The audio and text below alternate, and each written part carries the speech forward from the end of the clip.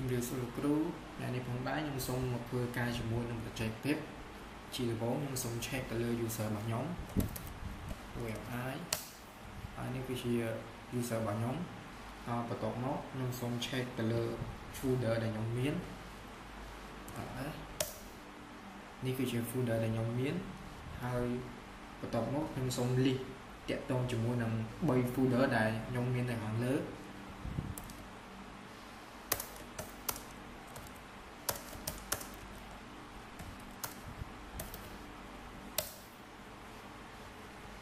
ហើយនេះគឺជា3 folder ដែលខ្ញុំមាននៅខាងលើហើយបន្ទាប់មកខ្ញុំសូម check ទៅលើ file របស់ខ្ញុំ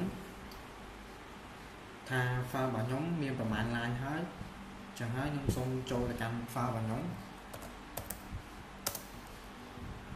nano command file .txt នេះគឺជា file របស់ខ្ញុំសូមធ្វើការ save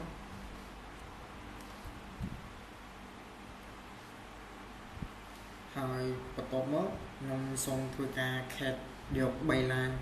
ដែលមាននៅក្នុង file របស់ខ្ញុំមិញ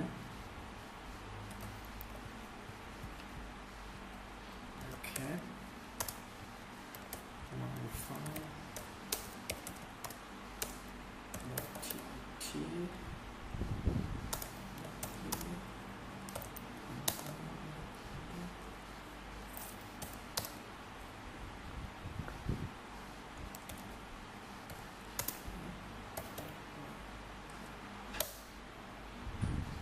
ហើយនេះគឺជា